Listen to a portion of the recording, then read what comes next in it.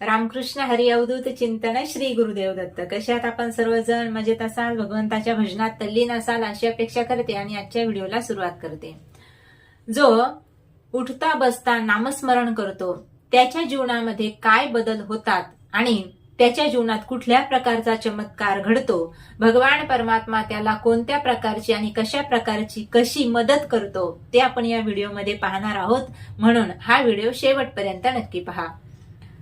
प्रत्येक जण आपापल्या पद्धतीने आपापल्या धर्मानुसार भगवंताचं भजन करण्याचा प्रयत्न करतो. धर्म कुठलाही असो, प्रत्येक धर्मामध्ये देवता आहेत आणि प्रत्येकालाच उद्धरून जाण्याची इच्छा आहे आणि त्यासाठी माणूस कधी ना कधी मंदिरात जात असतो.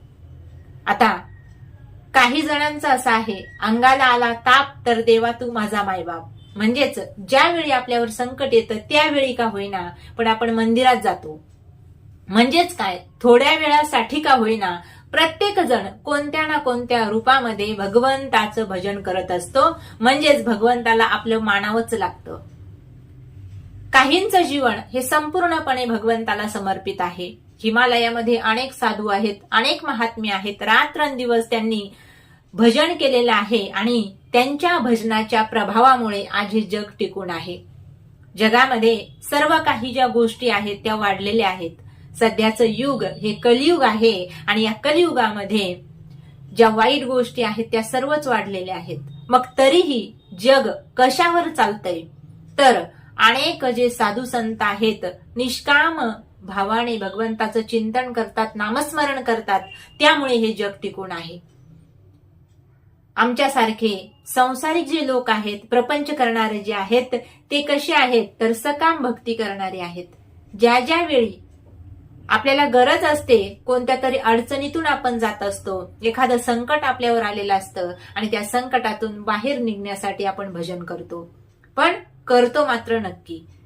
महात्म्यांचं तसं नाही. रात्रंदिवस भगवंतासाठीच आणि त्याच्या नामस्मरणासाठीच त्यांनी आपलं जीवन समर्पित केलेलं असतं. म्हणून ते दिन रजनी हाची धंदा, गोविंदाचे पोवाडे, दिवस नकळे रात्र नकळे, अंगी खेळे दैवत हे, अशा पद्धतीचं त्यांचं नामचिंतन चालू राहतं.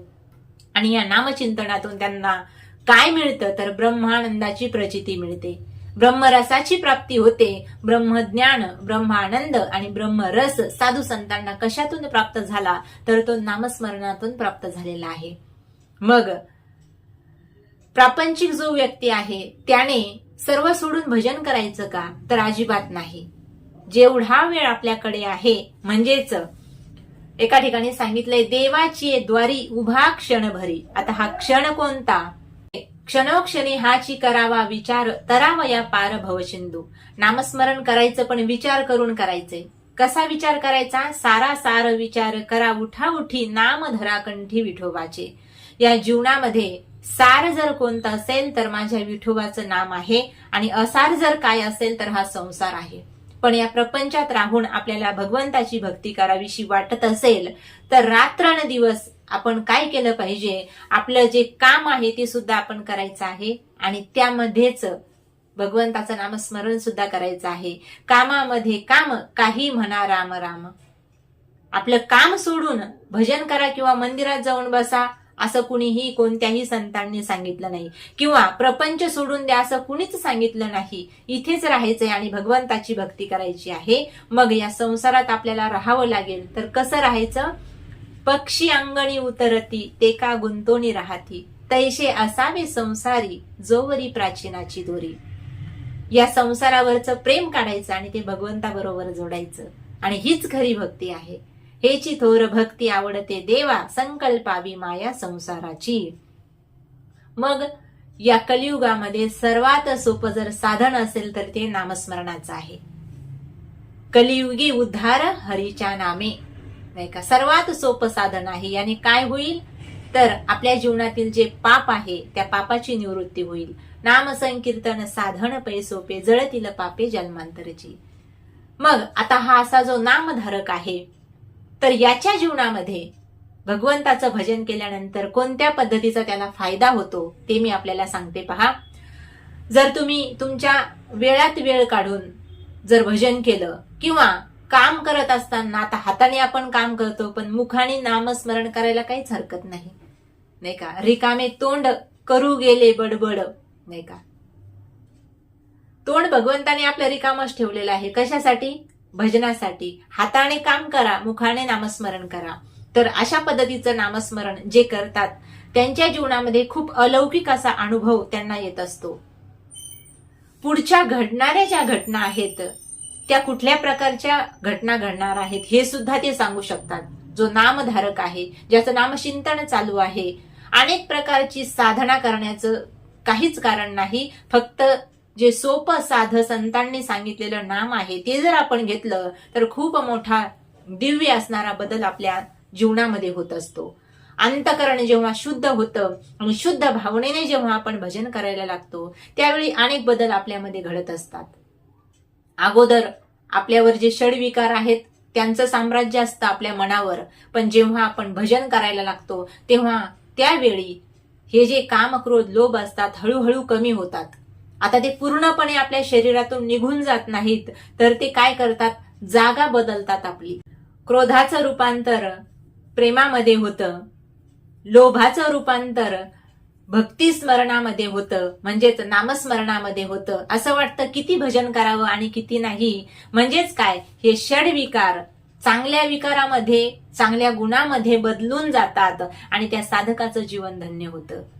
मग असा व्यक्ती जो रात्रंदिवस भगवंताचं चिंतन करत असतो, काम करतो, पण कामामध्ये जो भजन करतो तो भगवंताला अतिशय आवडत असतो. म्हणून आमच्या साधू संतांनी सुद्धा प्रपंच सोडला नाही, फक्त या प्रपंचावरचं प्रेम काढलं आणि भगवंताबरोबर जोडलं. शुद्ध भावनेने, शुद्ध ज्याचा भाव झाला दुरी नाही देव त्याला, ज्याने मनातून भगवंताची भक्ती केली, चालता बोलता जो नामस्मरण करतो. नाथबाबा सांगतात, हरिबोला भांडता, हरिबोला कांडता, सर्व कार्य करिता हरिबोला, नाही का? हरिबोला जनी, हरिबोला विजनी, नाही का? एकांतात बोला किंवा लोकांतात बोला, फक्त हरी हरी तुम्ही म्हणारे सकळ, तेने माया जाळ कृततील. म्हणून असं हरीचं नाम तुम्हाला जे आवडतं त्या देवाचं तुम्ही भजन केलं पाहिजे आणि जीवनामध्ये दिव्य चमत्कार घडायला लागतात. भविष्यात ज्या घटना घडणार आहेत ते सुद्धा अगोदर समजायला लागतं, किंवा आपल्याही जीवनामध्ये एखादा वाईट प्रसंग येणार असेल किंवा चांगला प्रसंग येणार असेल ते सुद्धा आपल्याला कळायला लागतं.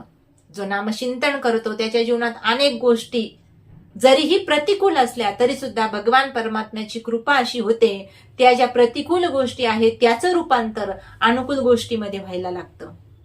म्हणजेच दुःख येत नाही असं नाही, प्रत्येकाच्या जीवनात दुःख येतं. कारण मानवी जीवन हे कसं आहे तर सुखदुःखाच्या धाग्यांनी विणलेलं एक कापड आहे असं म्हटलं जातं. मग प्रत्येकाच्या जीवनात दुःख येणारच. मग दुःखाला घाबरून नामस्मरण करायचं अशातला अर्थ नाही. तर तुमच्या जीवनात दुःख येणार आहे तर ते भगवंताच्या नामस्मरणाच्या जोरावर लगेचच निघून जाईल, किंवा भगवान परमात्म्याचं भजन आपल्याला काय देईल तर संकटातून वरती निघण्याची काय देईल तर शक्ती प्रदान करील. बघा, भगवंताचं भजन कोणत्या प्रकारे आपल्या जीवनामध्ये कार्य करतो तुम्हाला सांगते. उदाहरणाने जर सांगायचं झालं तर आपण एखादं पातेलं गॅसवर ठेवलेलं आहे, पाणी भरून किंवा भाजी वगैरे, आणि ते गरम झालेलं आहे. गरम पातेलं जर हाताने उचललं तर काय होईल? आपला हात भाजेल, हाताला चटका लागेल. पण तेच पातेलं जर आपण एखाद्या कपड्याने पकडलं किंवा एखादी आपल्याकडे पक्कड असेल त्याने जर पकडलं तर काय होईल? पातेला अलगद खाली उतरेल आणि आपल्याला सुद्धा चटका लागणार नाही. मग भगवंताचं भजन मानवी जीवनामध्ये अशाच पद्धतीचं कार्य करतं. संकट येतं तुमच्यावर, पण ते कधी निघून जातं ते आपल्यालाच कळत नाही. म्हणून निश्चित भगवंताचं भजन केलं पाहिजे. आणि जो कधीच नामस्मरण करत नाही त्यांनी सुद्धा कधी ना कधी मंदिरात जावंच लागतं, नाही का? संकट आल्यानंतर आपण भजन करतो, त्याच्यापेक्षा अगोदरच भजन जर केलं तर तुमच्या जीवनामध्ये दिव्यता येईल, भव्यता येईल. आपले जे विचार आहेत ते सात्विक व्हायला लागतील आणि तुम्ही भजन केलं तर तुमच्या घरातील मुलं सुद्धा भजन करायला लागतील. म्हणजेच एक सुसंस्कारित पिढी आपली बनेल यासाठी प्रत्येकाने नामस्मरण करणं गरजेचं आहे. आणि सर्वात महत्वाची गोष्ट, या नरदेहाची ती कर्तव्यता म्हणजे मोक्षाची प्राप्ती आहे आणि त्यासाठी नाम हे साधन आहे. दुर्लभो मानुषो देहो देही नाम क्षण भंगुराहा तत्रापि दुर्लभम मन्य वैकुंठ प्रिय दर्शनम. स्वर्गापेक्षा श्रेष्ठ तुम्हा मला हा मनुष्य देह मिळाला. मग रात्रंदिवस आपण प्रपंच करतोच आहे, आपल्या कामामध्येच भगवंताचं सुद्धा नाम घ्यायचं आहे. म्हणजेच काय होईल तर आपल्या जीवनामध्ये जे आपल्या मागे हे जन्म मरण रूपी चक्र लागलेलं आहे त्यातून आपली निवृत्ती होईल. म्हणून नाही जरी भजन करता आलं रोज, तरी सुद्धा दिवसातून 5 मिनिट तरी किंवा आठवड्यातून एखादा तास तरी भजन मात्र केलंच पाहिजे. जेव्हा वेळ असेल तेव्हा भजन करा, नाही का. लोकांची निंदा करत बसल्यापेक्षा नामस्मरण करा आणि एक दिवस नक्कीच भगवंतापर्यंत आपल्याला जो जाण्याचा मार्ग आहे तो मोकळा झाल्याशिवाय राहणार नाही. रामकृष्ण हरी.